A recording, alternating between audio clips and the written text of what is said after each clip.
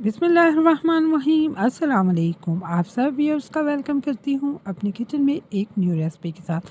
Viewers, आज की recipe में आपके साथ शेयर करूँगी रमज़ान स्पेशल पालक और आलू के पकोड़े, जिसके बगैर अफ्तारी है अधूरी। यहाँ पर मैं पालक और हरा धनिया लिया था, इसको वॉश किए बगैर मैंने इसको बारीक बारीक चॉप कर लिया था। कुछ मैंने स्टोर कर लिया था और कुछ के पकोड़े बना लिए थे। हम इसको फ्रिज में स्टोर करेंगे ताकि हम 3 से 4 दिन इसको इस्तेमाल करें। उसके बाद न्यू पालक लें, उसको कट करके हम स्टोर कर सकते हैं। हम इसको फ्रीज़र में नहीं रखेंगे क्योंकि हमने पकौड़े वगैरह में शामिल करनी होती तो इसका कलर चेंज हो जाएगा। मैंने इस तरह का एक एयर टाइट बॉक्स लिया था, उसमें टिश्यू रख कर पालक रख दी थी और हरा धनिया भी साथ ही स्टोर कर दिया था। इनको अच्छी तरह कवर करके हम फ्रिज में रख देंगे। कुछ पालक मैंने इसमें से ली थी, उसको अच्छे से हमने वॉश कर लिया था और हरा धनिया उसको भी मैंने अच्छी तरह से वॉश कर लिया था। स्टोर करने से पहले आप इन चीज़ों को बिल्कुल भी वॉश ना करें। जब भी आप इसको यूज़ करें तब आप इसको आसानी से वॉश करें और पकोड़े रेडी कर लें। यहाँ पर धनिया और पालक शामिल करने के बाद एक मीडियम प्याज, 3 बारीक कटी हुई हरी मिर्चें, 1 बारीक कटा हुआ आलू। स्पाइसेस में half tea spoon black pepper, 1 teaspoon chilli flakes, half tea spoon red chilli powder, हाफ़ टी स्पून ज़ीरा पाउडर। यहाँ पर मैंने सूखा धनिया साबित लिया था, उसको हाथों की मदद से क्रश करके शामिल करेंगे ताकि हमारे पकौड़ों का टेस्ट बहुत ही लाजवाब हो।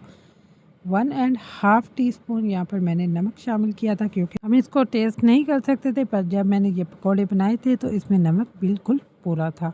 यहाँ पर 1 ही कप मैंने इसमें बेसन शामिल किया था। पहले मैंने इसको छान के शामिल किया था। पहले मैंने 1 कप शामिल किया था और हाथों की मदद से इसको अच्छी तरह से मिक्स कर लेंगे ताकि आलू, प्याज और जो पालक का पानी है उसी में ये अच्छी तरह से मिक्स हो जाए। 1 कप बेसन को अच्छी तरह मिक्स करने के बाद 2 टेबलस्पून मैंने और बेसन शामिल किया था। और पकोड़ों को अगर आप भी क्रिस्पी बनाना चाहते हैं तो 1 टेबलस्पून इसमें मैदा लाजमी शामिल करें। इसको अच्छी तरह से मैंने मिक्स कर लिया था। जब तक मैं मसाले को मिक्स कर रही हूँ, अगर चैनल पर न्यू हैं तो प्लीज़ चैनल को लाइक, शेयर और सब्सक्राइब ज़रूर कर लिया करें। यहाँ पर मैंने थोड़ा सा पानी शामिल किया था और यहाँ पर आप देख सकते हैं कि जो हमारा मिक्सचर है वो थिक है। इसको हम 3 से 4 मिनट के लिए रेस्ट पे रखेंगे। आलू अपना पानी छोड़ेंगे। यहाँ पर हमारा ज़बरदस्त सा मिक्सचर रेडी हो चुका है। अफ्तारी में रहते हैं चंद ही मिनट, हम जल्दी से इनको करते हैं डीप फ्राई।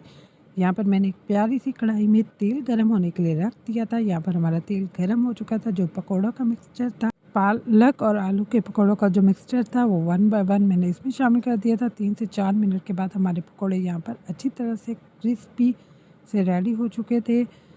जब भी आप रमज़ान में डीप फ्राइंग कर रहे हैं तो आप कोशिश करें कि ऑयल ज़्यादा लें। तकरीबन हमने डेली ही पकौड़े फ्राई करने होते हैं तो ऑयल तो रीयूज़ भी हो जाता है। इससे ये होता है कि आपके पकौड़े जल्दी फ्राई हो जाते हैं और अफ्तारी से 10 मिनट पहले भी आप इसको आसानी से फ्राई कर सकते हैं ताकि आप गर्मा गर्म पकौड़े अफ्तारी में इंजॉय कर सकते हैं। यहाँ पर हमारे ज़बरदस्त से पालक और आलू के पकौड़े रेडी हो चुके थे। हम इसको सर्व करेंगे आलू बुखारे और इमली की चटनी के साथ। बहुत जल्द इसकी रेसिपी भी आपके साथ ज़रूर शेयर करूँगी। और नेशनल केचप यहाँ पर मैंने ली थी, वो मैंने इसमें शामिल कर दी थी। मुझे भी अपनी दुआ में याद रखें ताकि इस तरह की सिंपल और इजी रेसिपीज़ आपके साथ शेयर करती रहूँ। And thank you watching my video.